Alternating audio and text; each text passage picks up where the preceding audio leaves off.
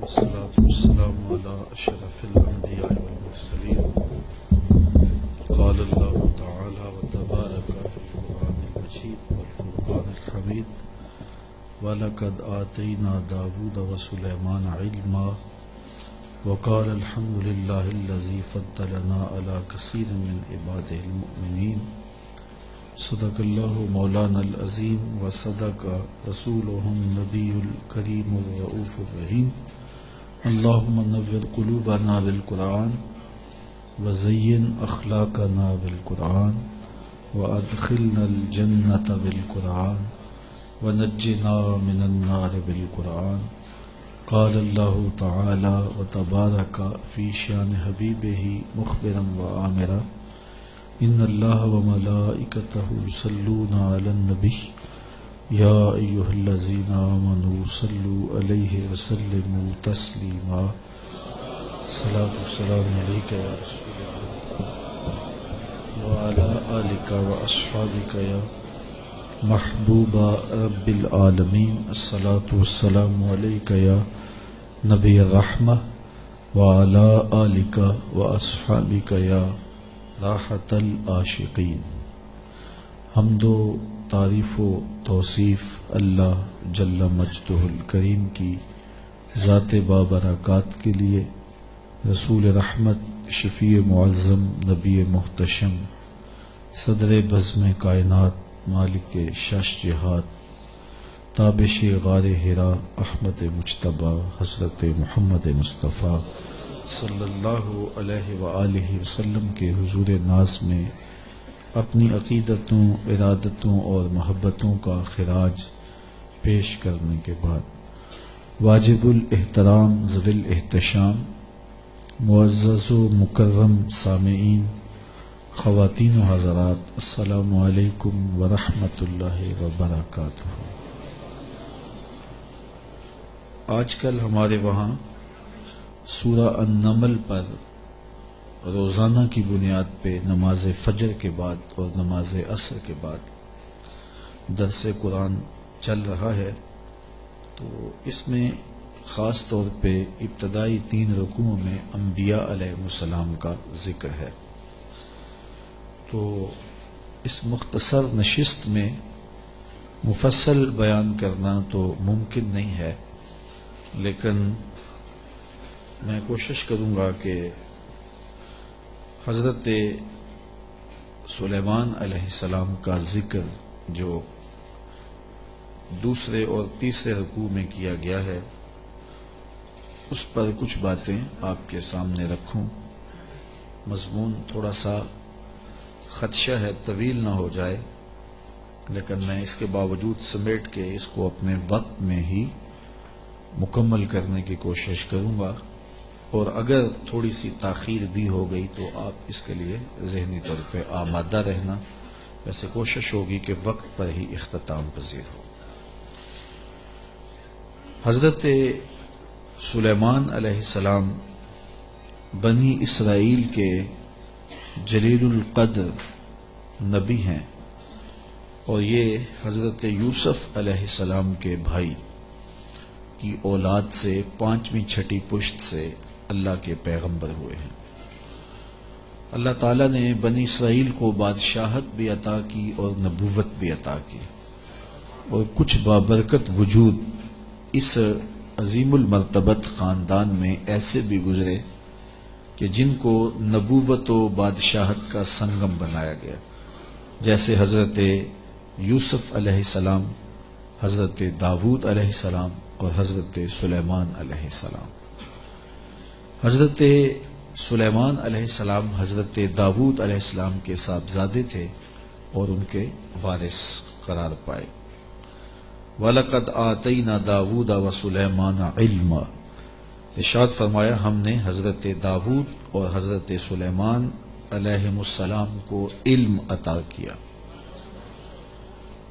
علماء نے لکھا ہے کہ اللہ نے انہیں اختیار دیا کہ یا حکومت لے لو، یا دولت لے لو، یا علم لے لو. تو انہوں نے کہا مالک ہمیں علم دے دیں، تو اللہ نے دولت و حکومت اس کے صدقے سے عطا کر دی. تو سب سے بڑی دولت علم ہے.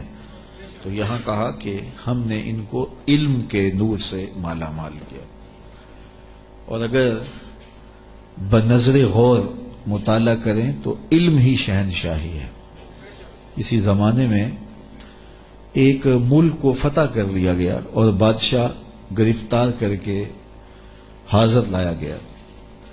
تو جو فاتح تھا اس نے مفتو کو کہا، اس بادشاہ کو کہا کہ ہم تجھے قتل نہیں کرتے، تمہیں جان کی امان دیتے ہیں، بلکہ اس حکومت میں تجھے عہدہ دینا چاہتے ہیں. اب تم بتاؤ کہ تمہیں کون سے منصب پہ رکھا جائے. تو اس نے کہا مجھے معلم لگا دو، مجھے استاد لگا دو. تو اس بادشاہ نے ہنس کے کہا پھر بادشاہی چاہتے ہو؟ تو یہ بادشاہی ہے، یہ شہنشاہی ہے علم. تو کہا ہم نے ان کو علم کی دولت سے مالا مال کیا. وقال الحمد للہ الذی فضلنا علی کثیر من عبادہ المؤمنین. انہوں نے اللہ کی بارگاہ میں عرض کی کہ ساری تعریفیں اللہ کے لیے ہیں جس نے ہمیں اپنے بہت سے مومن بندوں پر فضیلت بخشی ہے. نعمت کا شکریہ ادا کر رہے ہیں کہ اتنے اللہ کے بندے تھے، کتنی مخلوقات تھیں اور اہل ایمان بھی کتنے تھے، لیکن ہمیں علم دے کر کے اس نے فضل و شرف عطا کیا. اس پر ہم اللہ کا شکر ادا کرتے ہیں. تو علم نصیب ہو جانا یہ اللہ کی بہت بڑی نعمت ہے اور اس پر شکریہ ادا کرنا چاہیے. شکریہ سے نعمت میں اضافہ ہوتا ہے. ووارث سلیمان و داود، اور حضرت سلیمان حضرت داود علیہ السلام کے وارث ہوئے. قال یا ایھا الناس علمنا منطق الطیر واوتینا من کل شیء. آپ نے کہا اے لوگو، ہمیں پرندوں کی بولی سکھائی گئی ہے اور ہمیں ہر چیز عطا کی گئی ہے. بے شک یہ اللہ کا واضح فضل ہے. جو بھی ضروریات تھیں، تخت و تاج کے جو بھی تقاضے تھے، وہ سارے کے سارے آپ کو عطا کیے گئے. حکومت ہے، تخت و تاج ہے، دولت ہے، فوجیں ہیں، تصرف ہے، اور غلے ہیں، جائیدادیں ہیں، زمینیں ہیں. کائنات کی کوئی شے ایسی نہیں ہے جس کا وافر حصہ انہیں نہ دیا گیا. تو کہا کہ ہمیں ہر شے دی گئی ہے اور یہ اللہ تعالیٰ کا بڑا واضح فضل ہے. وَحُشِرَ لِسُلَيْمَانَ جُنُودُهُ مِنَ الْجِنِّ وَالْإِنسِ وَالطَّيْرِ. اور حضرت سلیمان علیہ السلام کے لیے ان کے لشکر جنوں، انسانوں اور پرندوں میں سے جمع کیے گئے تھے. اللہ اکبر. فَهُمْ يُوزَعُونَ، جنہیں وہ بغرض نظم و تربیت جو ہے وہ آپ کی خدمت میں وہ روکے جاتے تھے اور وہ حاضر کیے جاتے تھے، جمع ہوتے اور پھر ان کو ایک ترتیب دیتے اور لشکر آراستہ ہوتے. یعنی آپ کی ملک میں انسان بھی تھے، جن بھی تھے آپ کے لشکر میں، اور پرندے بھی تھے. اور جب آپ کا لشکر چلتا تھا تو ایک سمت جن ہوتے، ایک سمت انسان ہوتے، اور اوپر پرندے پرواز کر رہے ہوتے. کتنی شان و شوکت پر مشتمل لشکر ہوتا حضرت سلیمان علیہ السلام کا. حتی اذا اتوا علی واد النمل، یہاں تک کہ جب وہ لشکر چیونٹیوں کے میدان میں آیا اور وہاں چیونٹیاں جمع تھیں، حضرت سلیمان اپنے پورے لشکر کے ساتھ، پوری شان و شوکت کے ساتھ جب وادی نمل میں داخل ہونے لگے، قالت نملۃ یا ایھا النمل ادخلوا مساکنکم. تو ایک چیونٹی نے کہا کہ اے چیونٹیوں، اپنی رہائش گاہوں میں داخل ہو جاؤ. لا یحطمنکم سلیمان وجنودہ وہم لا یشعرون. حضرت سلیمان علیہ السلام اور ان کے لشکر تمہیں کچل نہ دیں اس حال میں کہ انہیں خبر بھی نہ ہو. التفات نہ کریں، توجہ نہ کریں. تم ننھی اور مہین مخلوق ہو اور ان کی توجہ تمہاری سمت نہ ہو اور وہ گزرتے ہوئے تمہیں رون ڈالیں. بے خبری میں ایسا ہو جائے تو تم جلدی کرو، اپنی بلوں میں داخل ہو جاؤ. اس چیونٹی نے یہ بات اپنی ہم جولیوں سے کہی.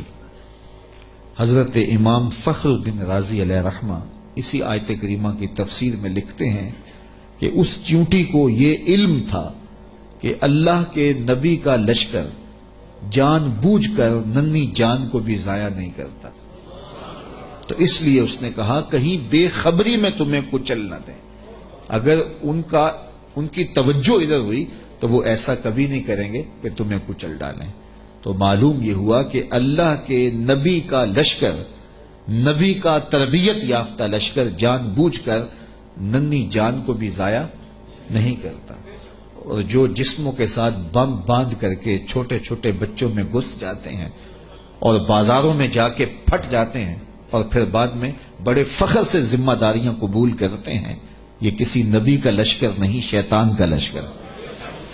نبی کا تربیت یافتہ لشکر قرآن بتاتا ہے، یہ چیونٹی بھی جانتی تھی کہ نبی کی تعلیم اتنی واضح ہے اور نبی امن کا پیغمبر بھی ہوتا ہے، اس لیے کبھی ایسا نہیں ہو سکتا کہ نبی کا تربیت یافتہ لشکر ہو اور جان بوجھ کر کے ننھی جان کو بھی ضائع کرے. رسول کریم صلی اللہ علیہ وآلہ وسلم جب کوئی لشکر روانہ کرتے تو اسے حکم دیتے کہ بوڑھوں کو قتل نہیں کرو گے، بچوں کو قتل نہیں کرو گے، عورتوں کو قتل نہیں کرو گے، ان کے مذہبی رہنماؤں کو، پادریوں کو قتل نہیں کرو گے، ان کے عبادت خانے نہیں توڑو گے، فصلیں نہیں اجاڑو گے. یہ کافر جو تھے ان کافروں کے بچوں کو بھی قتل کرنے سے روک دیا گیا، کافروں کے بوڑھوں کو قتل کرنے سے بھی روک دیا گیا، اور جو کفار ہیں ان کی خواتین کے قتل سے بھی منع کر دیا گیا.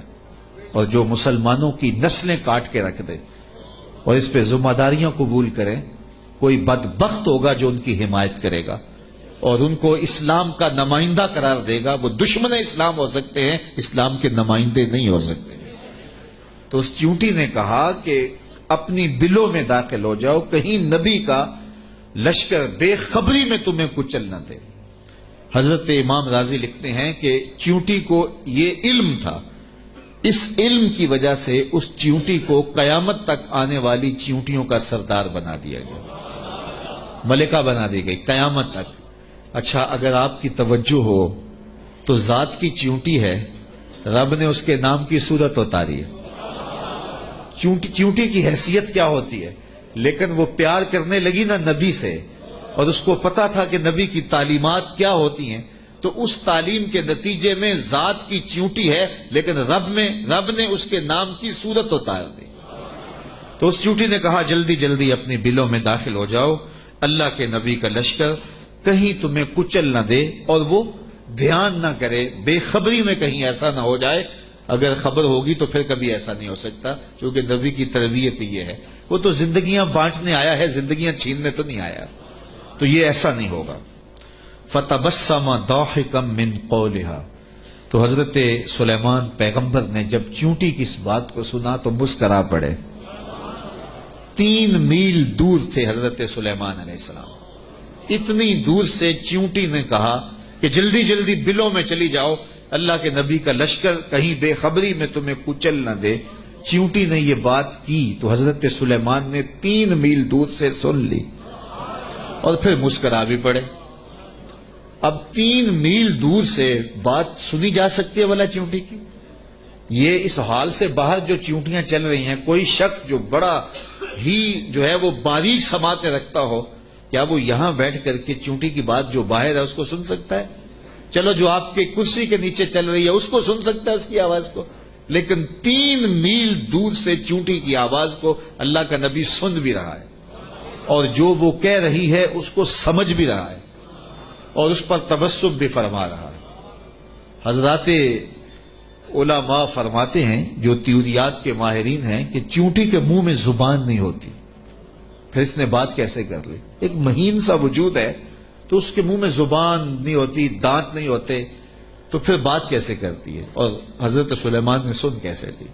تو کہا چیونٹی کے منہ کے قریب 2 باریک سے بال ہوتے ہیں، مہین سے 2 ریشے ہوتے ہیں. جب اس نے بات کرنی ہوتی ہے تو ان بالوں کو قریب کر کے رگڑتی ہے، اس رگڑنے سے جو آواز پیدا ہوتی ہے اس سے وہ اپنی ہم جولی کو کوئی میسج دے رہی ہوتی ہے. اللہ کے نبی کی شان یہ ہے کہ چیونٹی کے باریک اور مہین بالوں کے رگڑنے سے جو آواز پیدا ہوتی ہے 3 میل دور سے اس آواز کو سنتا بھی ہے اور اس سے جو مفہوم نکلتا ہے اس کو سمجھتا بھی ہے. اور یہ اس نبی کی شان ہے جو ہاتھ باندھ کے مسجد اقصی میں تیرے نبی کے پیچھے کھڑا تھا تو جب غلام کی یہ شان ہے تو امام کی شان کا عالم کیا ہوگا؟ یہ شان ہے خدمت گاروں کی، سرکار کا عالم۔ مولوی کا تو دماغ خراب ہو گیا ہے کہ اس کی سماعتوں کو تول رہا ہے جس کے غلاموں کی سماعتوں کو نہیں تولا جا سکتا۔ اللہ اکبر۔ فتبسم ضاحکا من قولہا، یہ میں نہیں کہہ رہا، یہ قرآن کہہ رہا ہے۔ حضرت سلیمان پیغمبر نے اس چونٹی کی بات کو سنا، سن کے سمجھے اور پھر تبسم کیا۔ اللہ اکبر۔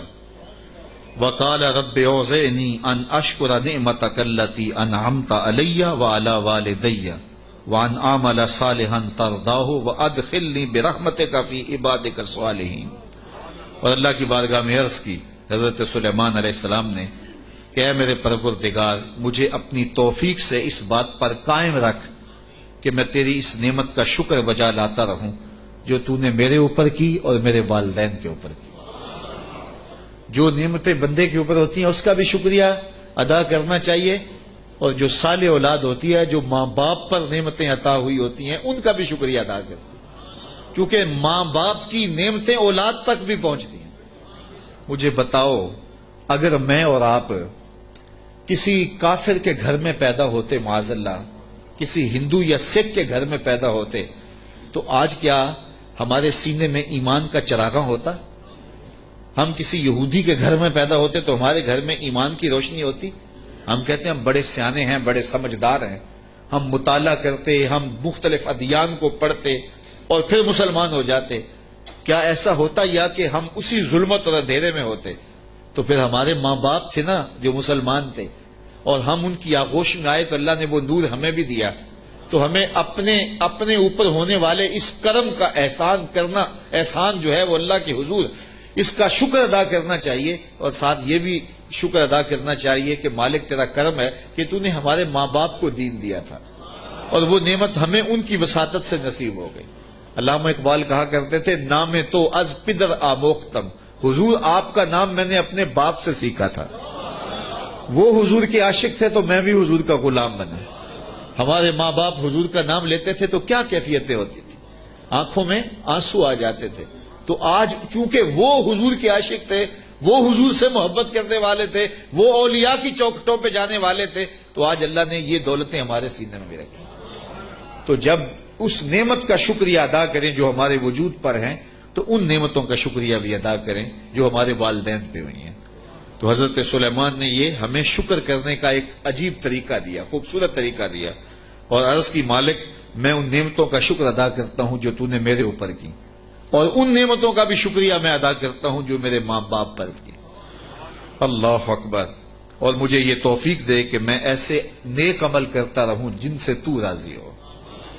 اللہ اکبر۔ اور مجھے اپنی خاص رحمت سے اپنے نیک بندوں میں داخل فرما لے۔ حضرت سلیمان علیہ السلام ایک دن اپنے لشکر کا جائزہ لیتے ہوئے پرندوں کی جانب نکلے۔ کیسی شان و شوکت تھی، جنوں پر بھی حکومت، انسانوں پر بھی حکومت، پرندوں پر بھی حکومت۔ وَتَفَقَّدَ الطَّيْرَ، تو آپ نے پرندوں کا جائزہ لیا۔ فَقَالَ مَا لِيَ لَا أَرَى الْهُدْهُدْ، فرمایا میں ہدہد کو نہیں دیکھ رہا۔ اور پھر فرمایا ام کان من الغائبین، وہ واقعی غائب ہو گیا ہے، لَأُعَذِّبَنَّهُ عَذَابًا شَدِيدًا، میں اس کو سخت عذاب دوں گا، او لَأَذْبَحَنَّهُ، یا اس کو میں ذبح کر دوں گا، او لَيَأْتِيَنِّي بِسُلْطَانٍ مُبِينٍ، یا وہ میری جانب میرے پاس اپنے بے قصور ہونے کی کوئی واضح دلیل لائے۔ تین باتیں کی، یا تو سخت عذاب دوں گا، یا ذبح کر دوں گا، یا پھر اپنی صفائی میں کوئی مضبوط دلیل لائے۔ حضرت سلیمان علیہ السلام بیت اللہ کی حاضری کے بعد واپس آ رہے تھے، اور صنعاء کے مقام پہ جو یمن کا شہر ہے وہاں آپ نے پڑاؤ کیا، اور وہاں آپ نے جانوروں کا جائزہ لیا، اور وہاں ہدہد کو نہ دیکھا۔ مفسرین فرماتے ہیں جب پانی کی ضرورت ہوتی تو ہدہد کو حاضر کیا جاتا، اور یہ ہدہد جو تھا وہ پھر بتاتا کہ کس جگہ پانی ہے۔ یہ جانوروں کے اندر انجینئر ہے، اللہ نے اس کو بڑی طاقت دی۔ حضرت ابو ہریرہ رضی اللہ تعالیٰ عنہ نے جب فرمایا نا کہ یہ بڑی قوتوں سے مالا مال کیا گیا ہے، اس کی نظر بڑی تیز ہوتی ہے، تو کسی نے حضرت ابو ہریرہ سے کہا کہ چھوٹے بچے جب دھاگا لگا کے جال لگا کے جو ہے وہ پھاہی لگاتے ہیں تو یہ ہدہد پھنس جاتا ہے. جس کو زمین کی تہ میں پانی نظر آ جاتا ہے اس کو وہ جال نظر نہیں آتا. تو حضرت ابو ہریرہ بولے تقدیر کا جال نظر نہیں آتا. تو تقدیر کا جال بڑا ڈاڈا ہوتا ہے، وہ نظر نہیں آتا. یہ آپ نے ایک جانور دیکھا ہوگا کن کھجورا، اس کے 100 پاؤں ہوتے ہیں، 100 پاؤں. اور یہ جو سانپ ہوتا ہے اس کے کوئی پاؤں نہیں ہوتے. یہ اپنے جسم کو بل دے کے آگے بڑھتا ہے.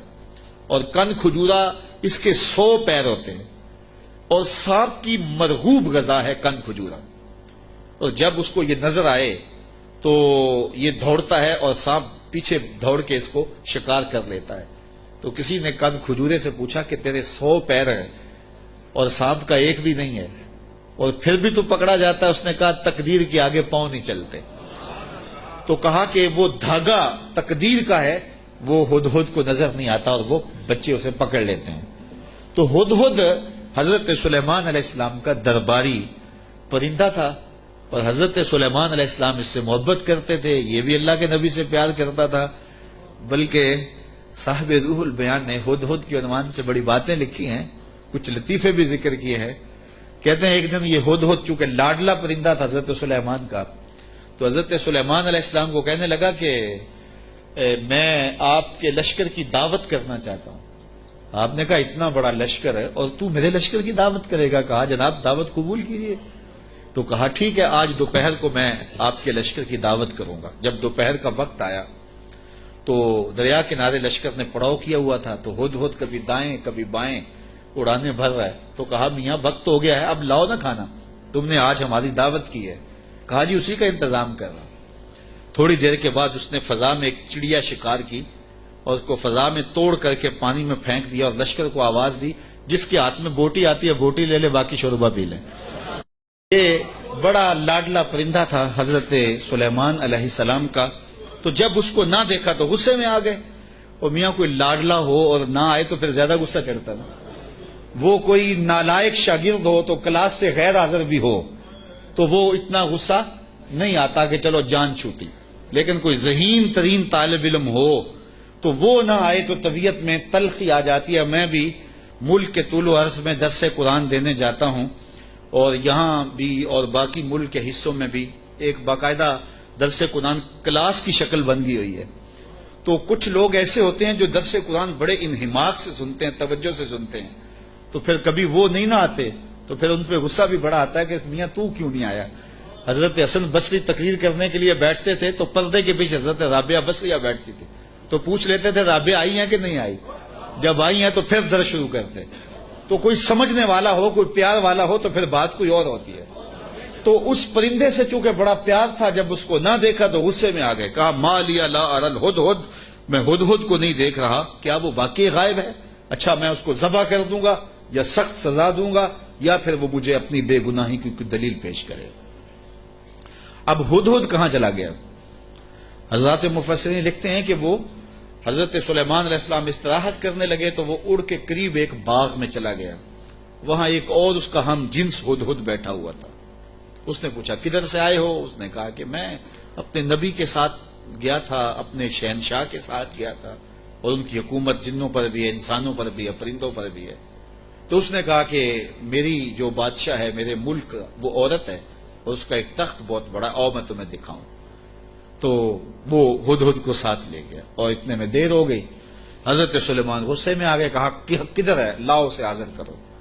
آپ کا جو درباری شہباز تھا وہ اڑا فضا میں بلند ہوا تو ہدہد آتا دکھائی دیا. تو اس نے اس کے اوپر جھپٹ کے حملہ کرنا چاہا تو ہدہد نے کہا تجھے واسطہ دیتا ہوں اس رب کا جس نے تجھے میرے پہ طاقت دی ہے، مجھے اپنا معاملہ حضرت سلیمان کے پاس جا کے پیش کر لینے دے.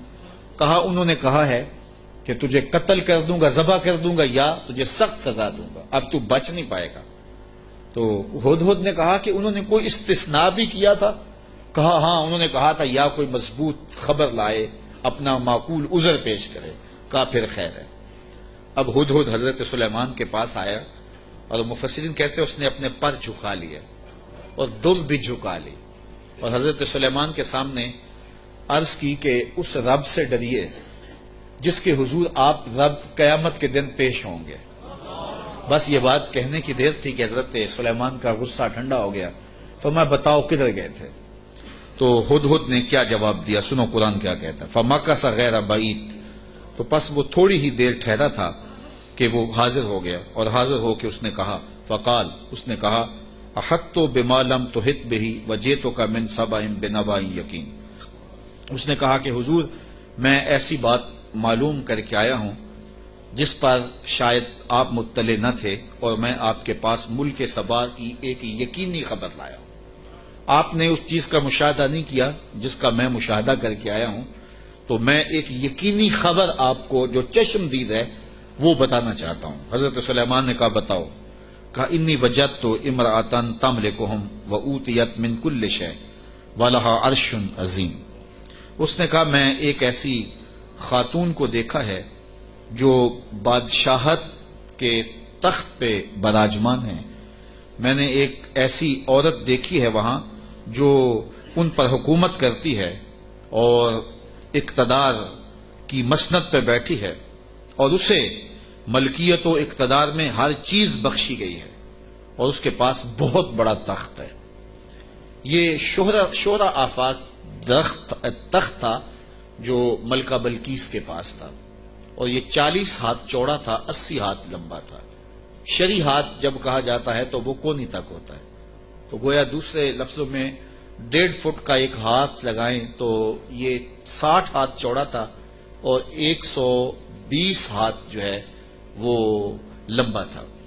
سونے چاندی اور قیمتی دھاتوں کا بنا تھا، اور 7 منزلیں تھیں اس کی، اور قیمتی موتی اس کے اوپر لگے تھے. اور جب وہ اپنا دربار لگاتی تو اس تخت کے اوپر بیٹھتی، اور اس کے 12,000 سردار تھے قوم کے جن کے تحت فوجیں تھیں، اور ایک مضبوط نظم و نسق تھا. ہر شے، فوجیں، آلات حرب و ضرب، بہت کچھ دیا گیا تھا. تو اس بات کی کہانی سنائی، اور آگے فرمایا وجدتها وقومها يسجدون للشمس من دون اللہ. میں نے دیکھا ہے وہ اور اس کی قوم اللہ کے علاوہ سورج کو پوجتی ہے، اللہ کو چھوڑ کر سورج کی پرستش کرتی ہے. وزین لهم الشیطان اعمالهم، اور شیطان نے ان کے لیے ان کے اعمال مزین کر دیے ہیں. فصدهم عن السبیل، اور شیطان نے ان کو راہ حق سے، راہ توحید سے روک دیا ہے. فہم لا یہتدون، اور وہ ہدایت نہیں پا رہے.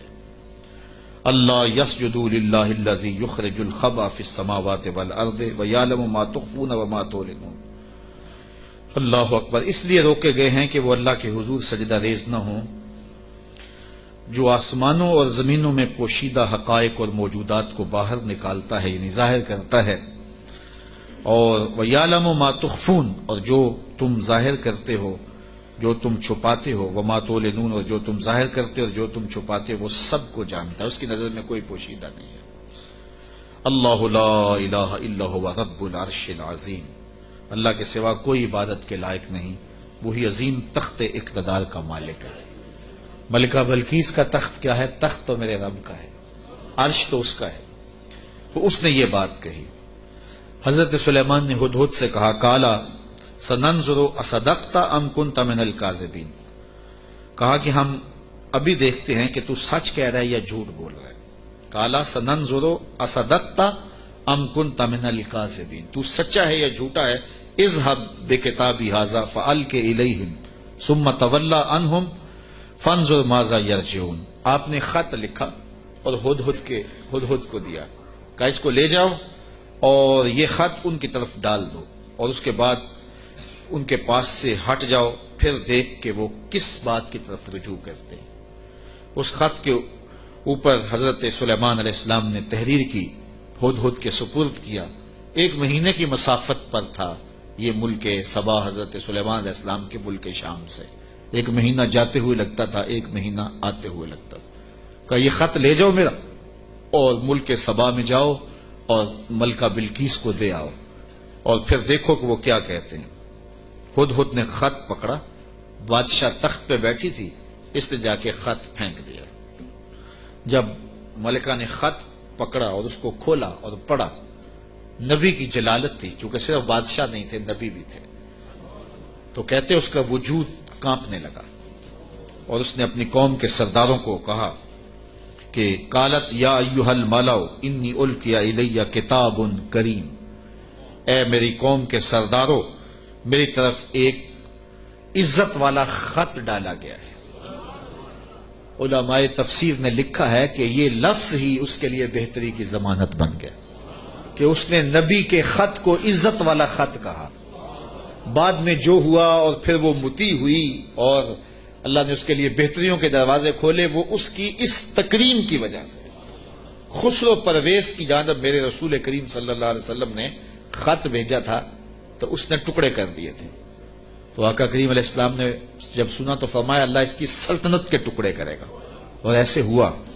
تو پرویز نے حضور کا خط پھاڑا تھا تو ذلیل و رسوا ہو گیا، اور اس نے اللہ کے پیغمبر کے خط کو سینے سے لگایا اور کہا یہ عزت والا خط ہے جو میری جانب ڈالا گیا ہے۔ انہ من سلیمان، بے شک یہ حضرت سلیمان کی طرف سے ہے۔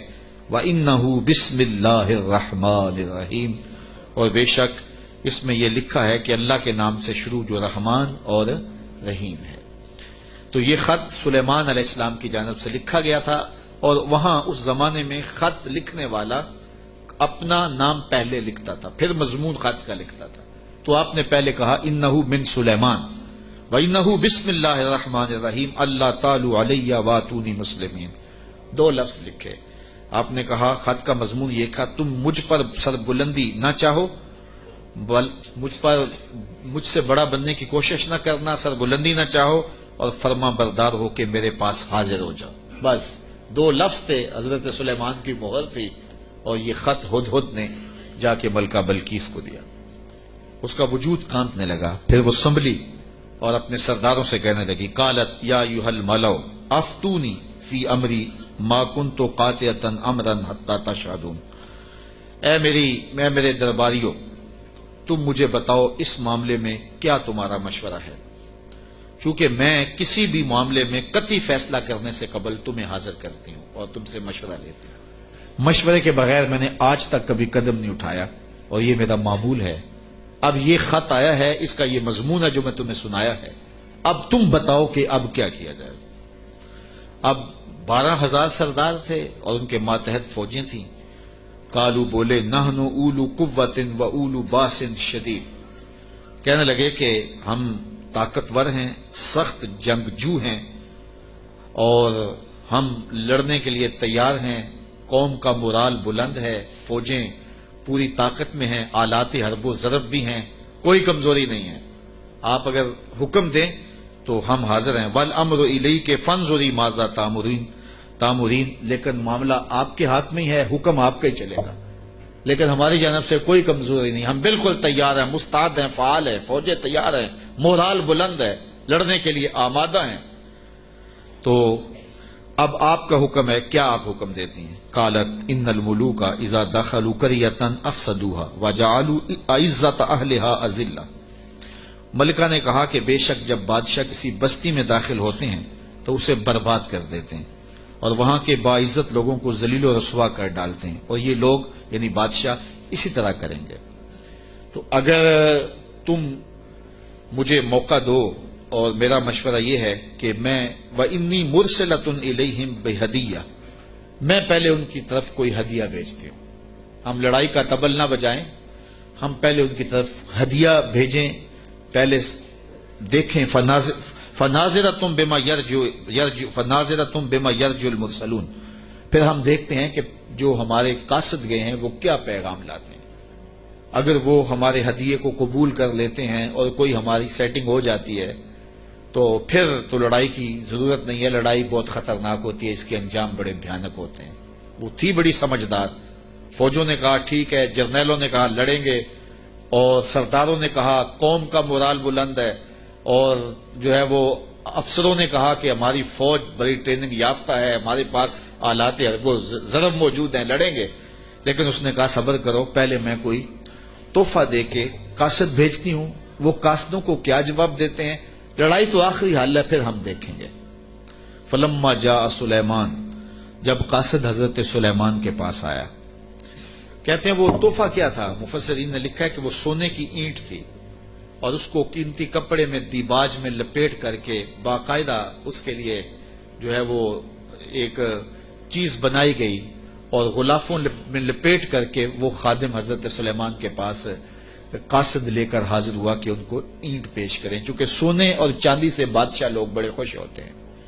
حضرت سلیمان کو جب پتا چلا کہ ان کے قاصد آ رہے ہیں اور اللہ کے نبی نے نور نبوت سے دیکھا بھی وہ کیا لا رہے ہیں، تو جنوں کو کہا حاضر ہو جاؤ۔ حاضر ہو گئے، کہا 1000 سونے کی اینٹیں میرے تخت کے آگے فرش پر بچھا دو۔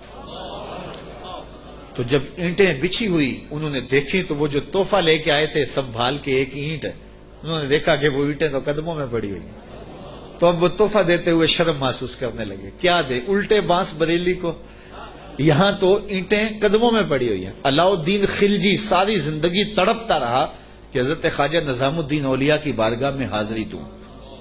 آپ مانتے نہیں تھے، آپ کا مزاج ایسا تھا کہ شاہوں سے گریزاں تھے، تو اس نے بڑا زور کیا۔ خیر جب اس نے یہ ارادہ کر لیا کہ میں حاضر ہونا ہے تو آپ نے علاؤ الدین کو لکھا کہ فقیر کی خانقاہ کے 2 دروازے ہیں، اگر تو ایک سے آیا تو میں دوسرے سے باہر نکل جاؤں گا، اور اگر تو نے زیادہ تنگ کیا تو تیرا شہر چھوڑ جاؤں گا۔ خیر بادشاہ نے ایک دن جو ہے وہ بغیر بتائے خانقاہ میں حاضری دی۔ شیخ کو پتا چلا تو انہوں نے دروازے پر پہرے دار کھڑے کر دیے کہ بادشاہ کو اندر نہیں آنے دینا۔ بادشاہ نے ان کے تیور پڑے فقیروں کے، تو یہ جو پیروں کے مرید ہوتے تو دیوانے ہیں، کہا کہ یہ تو مر جائیں گے لیکن شیخ کے دروازے سے اندر نہیں جانے دیں گے۔ تو بادشاہ کو شرارت سوجی تو اس نے کاغذ کے ٹکڑے پہ لکھا کہ یہ کیا ہوا کہ بادشاہوں کے دروازوں پہ بھی بواب چوکیدار اور فقیروں کے دروازے پہ بھی بواب۔ تو اندر سے شیخ نے اسی کاغذ کے ٹکڑے پہ بیک پہ اس کی پشت پہ لکھ کے بھیجا، فرق یہ ہے کہ بادشاہوں کے درباروں پر جو بواب ہوتے ہیں وہ فقیروں کو روکنے کے لیے ہوتے ہیں، اور جو فقیروں کی چوکھٹ پہ بواب ہوتے ہیں وہ امیروں کو روکنے کے لیے ہوتے ہیں۔ بادشاہ کہنے لگا کہ مجھے حضرت کی خانقاہ تو دیکھنے کی اجازت ہوگی۔ خدام نے کہا کوئی حرج نہیں ہے۔ تو وہ خانقاہ لنگر خانہ دیکھنے لگا، بہت بڑی خانقاہ تھی۔ تو جب وہ استبل میں گیا تو کیا دیکھا کہ جو گھوڑے ہیں ان کی جو میخیں ہیں، قلعے ہیں، وہ چاندی کے ہیں، اور جو ان کے پاؤں میں زنجیریں پڑی ہوئی ہیں جن سے وہ بندھے ہوئے ہیں وہ زنجیریں سونے کی ہیں۔ تو بادشاہ بڑا حیرت زدہ ہوا، تو اس نے پھر کاغذ کے ٹکڑے پہ لکھا کہ یہ کیا ہوا کہ بادشاہوں کے پاس بھی سونا اور چاندی اور فقیروں کے پاس بھی سونا اور چاندی، فرق کیا ہوا؟ تو شیخ نے جواب میں لکھ کے بھیجا، فرق یہ ہے بادشاہ خزانوں میں سنبھال کے رکھتے ہیں، فقیر گھوڑوں کے قدموں میں ڈال کے رکھتے ہیں۔ تو حضرت سلیمان علیہ السلام نے 1000 اینٹ بچھوا دی۔ آپ جانتے ہیں جب بہار چین آیا نا حضرت عمر کے زمانے میں، جب ایران فتح ہوا تو سب سے دنیا کے اس وقت نامور اشیاء میں سے بہار چین ایک بہت بڑا قالین تھا، جس کو بہار چین پہ بٹھا دیا جاتا وہ ناز کرتا ہے کہ میں بہار چین پہ بیٹھے۔ آج وہ کسی کو وہ سرخ قالین پہ جو ہے وہ لے کے جاتے ہیں تو کہتے ہیں میرے لیے سرخ قالین بچھائے گئے، امریکہ میں یا جو ہے وہ میرے لیے جو ہے وہ برطانیہ میں یہ اعزاز دیا گیا ہے کہ مجھے سرخ قالینوں پہ میرا استقبال کیا گیا، سرخ قالین بچھائے گئے۔ بہار چین یہ ایک ایسا قالین تھا کہ جس پہ بیٹھ جانا اور جس پہ چلے جانا یہ بڑے دنیا کے لوگ جو ہے وہ فخر سمجھتے تھے۔ جب حضرت فاروق اعظم کا زمانہ آیا تو یہ علاقہ فتح ہوا تو یہ اونٹوں پہ لاد کر کے یہ بہار چین مدینے بھیجا گیا۔ تو حضرت عمر کے پاس جب بہار چین آیا تو کہا کہ اب اس کو کہاں رکھے؟ تو کسی نے کہا جی مسجد نبوی میں بچھائیں۔ کہا یہ مسجد نبوی میں بچھے؟ وہاں کی جو چٹائیاں ہیں اس قالین سے افضل ہیں، وہاں اس کو یہاں نہیں بچھائیں گے۔ تو کہاں رکھے؟ حضرت عمر نے حکم دیا کہ مسجد نبوی کے باہر جہاں لوگ جوتے اتارتے ہیں وہاں رکھا جائے، اور وہ بہار چین جس پہ لوگ بیٹھنا اعزاز سمجھتے لوگ وہاں جوتے پوچھ کے گزرتے تھے۔ تو فقیروں کی نظر میں کیا چیز ہوتی ہے ان چیزوں کی؟ تو 1000 اینٹ جب بچھی ہوئی دیکھی تو وہ کیا تحفہ دیتے؟ حضرت سلیمان علیہ السلام نے کہا کالا اتو مدوننی بمال، تم مجھے مال سے میری مدد کرتے ہو؟ تم کیا سمجھتے ہو تم میرے پاس جو ہے وہ مال و دولت سے میری مدد کرنا چاہتے ہو؟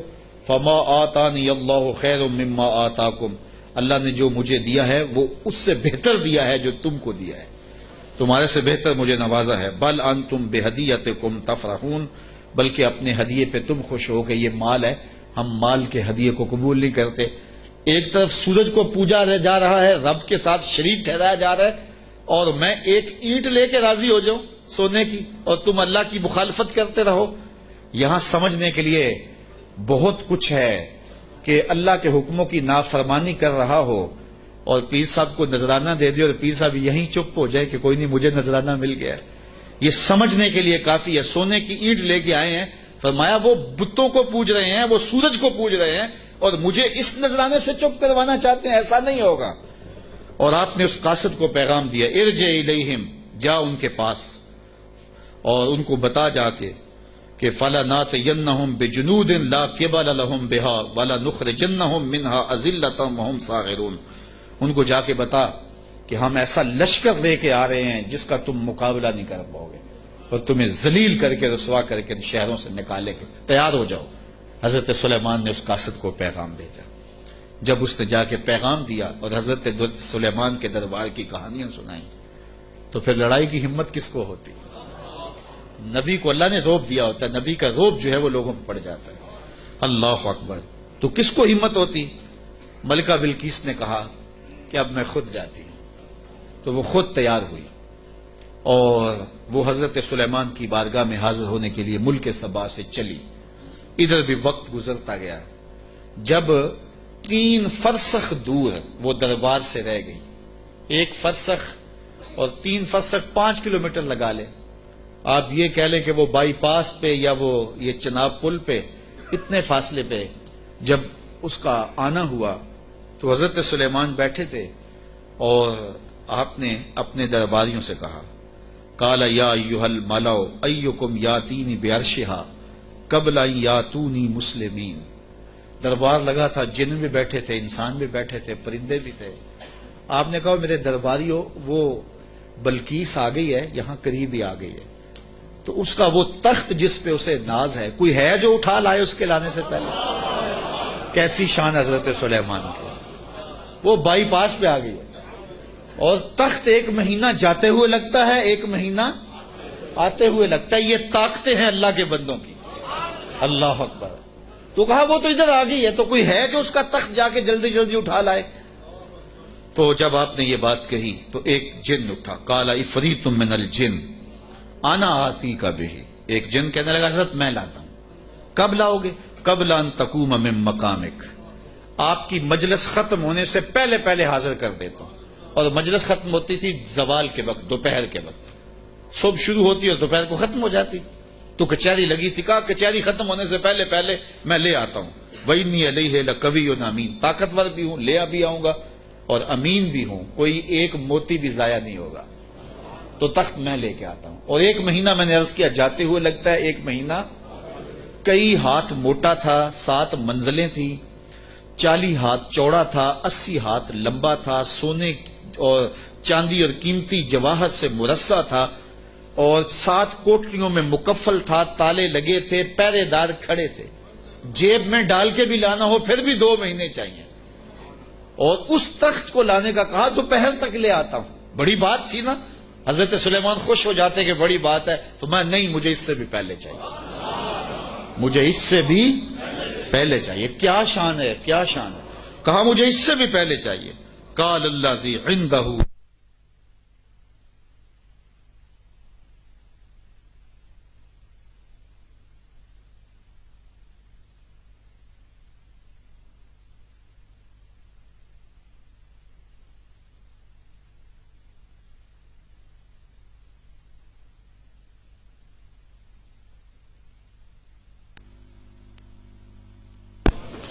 حضرت سلیمان علیہ السلام نے کہا مجھے اس سے بھی پہلے چاہیے, مجھے اس سے بھی پہلے چاہیے. پھر وہ اٹھا جس کے سینے میں زبور کا علم تھا. قال الذی عندہ علم من الکتاب. پھر وہ شخص کھڑا ہوا جس کے سینے میں علم زبور تھا. وہ آپ کا خالہ زاد بھی تھا, آپ کا صحابی بھی تھا. آصف بن برخیہ نام علماء تفسیر نے بتایا ہے اور اسے اسم اعظم آتا تھا. وہ کھڑا ہو گیا, اس نے کہا انا آتی کا بہی, حضرت میں لے آتا ہوں. کہا کب لاؤ گے؟ وہ تو دوپہر تک کا وقت دے رہا ہے, تم کب لاؤ گے؟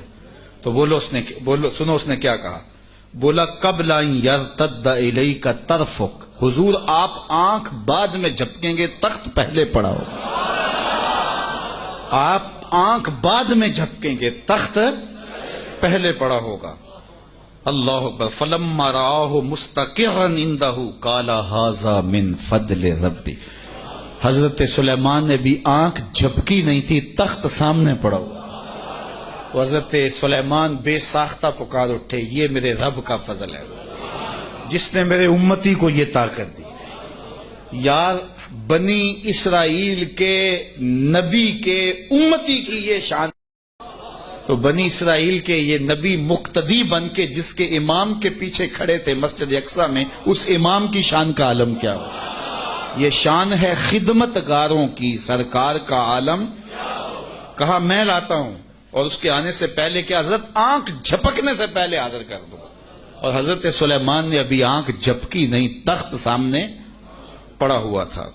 اللہ اکبر۔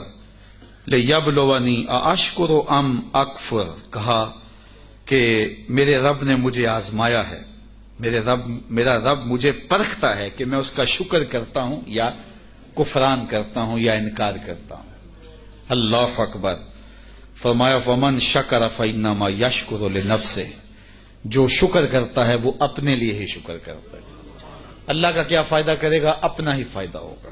تو میں اس کا شکر کرتا ہوں جس نے میرے ایک امتی کو یہ طاقت عطا کی، یہ شان عطا کی۔ یار جب بنی اسرائیل کے ایک ولی کی یہ شان ہے تو اس امت کے اولیاء کی شان کا عالم کیا ہوگا؟ صرف ایک واقعہ، شہر بخارا میں، شہر کابل میں حضرت امام شاہ نقش بند بخاری علیہ رحمہ تشریف لائے تو لوگوں کا ہجوم ہو گیا۔ بادشاہ وقت کی لونڈی وہاں سے گزرتے ہوئے رکی تو لوگوں کا ہجوم دیکھا، کہا ماجرا کیا ہے؟ کہا بخارے والے پیر آئے ہوئے۔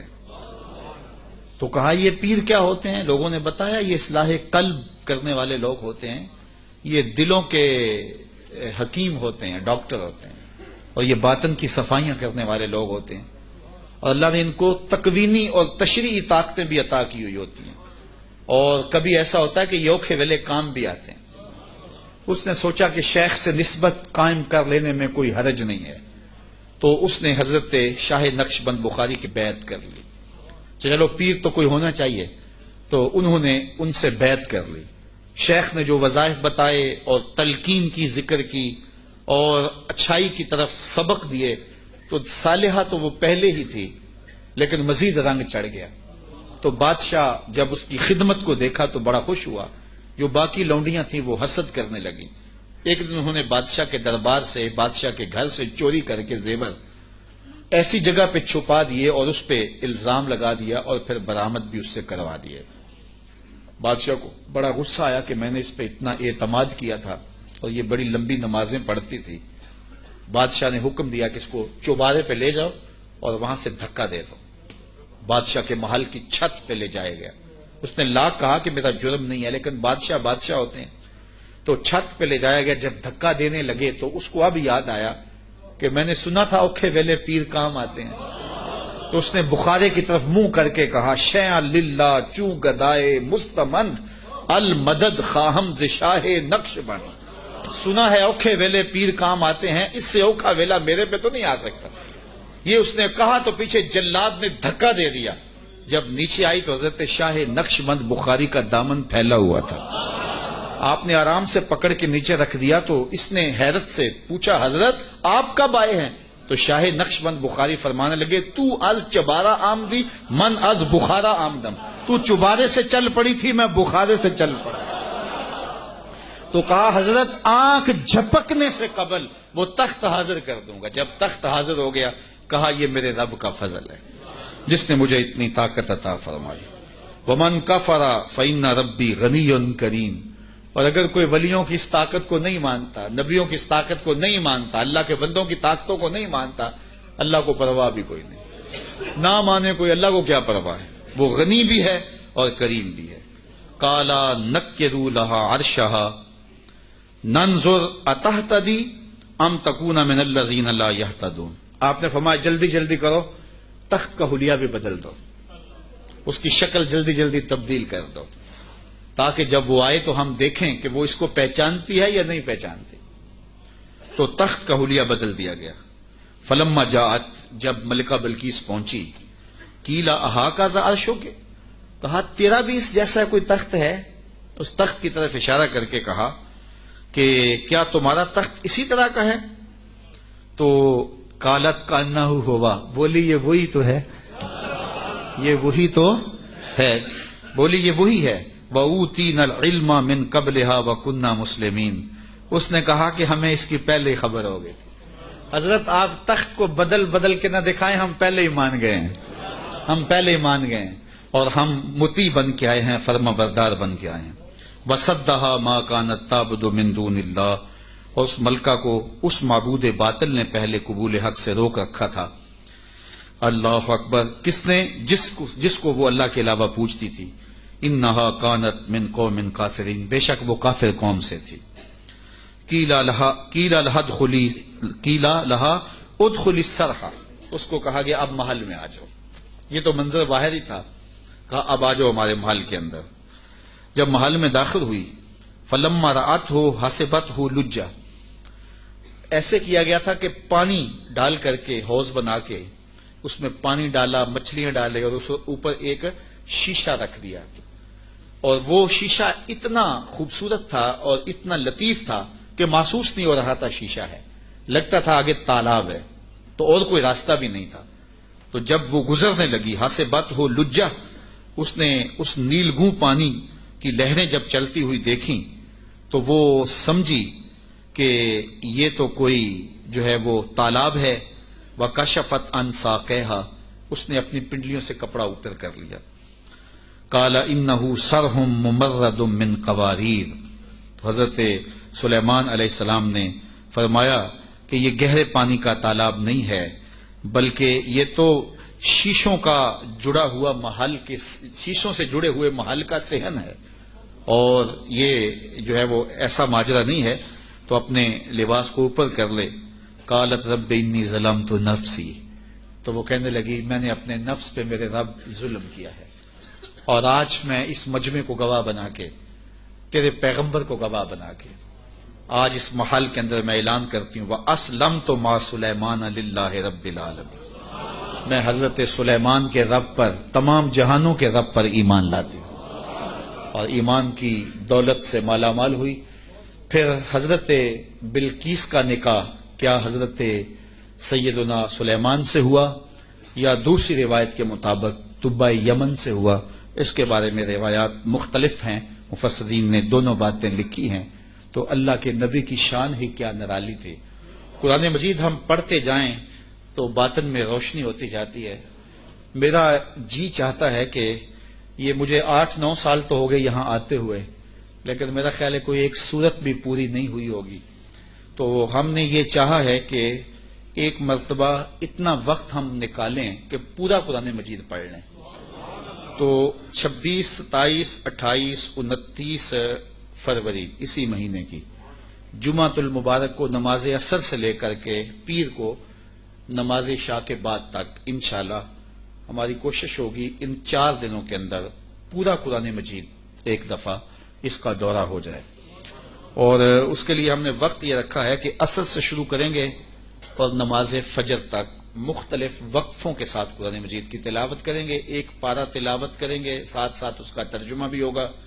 پارے کے اختتام پر آدھے گھنٹے کے لیے، تفصیل سے تو ممکن نہیں ہوگا، لیکن اس پارے کے اندر جو مضامین بیان ہوئے ہیں ان کا خلاصہ بیان کر دیا جائے گا، پھر تھوڑا سا کچھ چائے کا وقفہ ہو جائے، پھر دوسرا پارہ، اس طرح سحری تک جو ہے وہ سلسلہ چلتا رہے گا۔ اتوار کا جو دن ہوگا اس میں 2 پارے ہم انشاءاللہ دن کے وقت بھی کر لیں گے، تو انشاءاللہ پیر کو کسی وقت رات کو یہ جو ہے وہ پورا قرآن مجید کا دورہ اختتام پذیر ہوگا۔ تو زندگی میں ہمیں ایک مرتبہ تو یہ موقع حاصل نصیب ہوا ہے، تو اس سے فائدہ حاصل کر لینا چاہیے۔ تو اگر آپ کے پاس فرصت ہو تو گجرانوالہ مرکز گجرات سے کوئی دور نہیں ہے، آدھے گھنٹے کا راستہ ہے۔ اگر آپ 4 دن کے لیے ہمارے مہمان بننا چاہیں تو ہماری آنکھیں فرش راہ ہوں گی، ہم آپ کی نوکری کریں گے، اور اگر آپ روزانہ کی بنیاد پہ جانا چاہیں تو آپ جو ہے وہ عصر سے آدھا گھنٹہ چلیں تو عصر کی نماز ادھر پڑھ لیں گے، اور فجر کے وقت آپ ناشتہ کر کے آ جائیں تو سیدھا کام پہ بھی آ سکتے ہیں، اور رات کو 1 آدھ گھنٹہ سونے کا بھی مل جائے گا، اور باقی دن کو بھی آپ وقت نکال سکتے ہیں. تو یہ 4 دن کا ہے، جمعہ، ہفتہ، اتوار اور پیر، 3 دن اور 4 راتیں. تو اس میں دن تو ایک ہی ہے، 2 دن کو ہفتہ اور پیر کو چھٹی ہے. تو اتوار کو دن کی بھی نشست ہوگی. اگر آپ چاہیں تو ضرور مرکز میں تشریف لائیں. علامہ مولانا خالد صاحب سے رابطہ کیا جا سکتا ہے، حاجی سعید صاحب سے رابطہ کیا جاتا ہے، صوفی صاحب سے رابطہ کیا جا سکتا ہے. تو آپ اس حوالے سے ضرور مرکز میں تشریف لائیں اگر وقت ہو. اور اگر پورا دورہ آپ نہیں کر پاتے ہیں تو کسی ایک دن ضرور قرآن کا میلہ دیکھنے کے لیے ضرور تشریف لائیں انشاءاللہ. اللہ مجھے آپ کو اپنی رحمتوں کے حصار میں رکھے.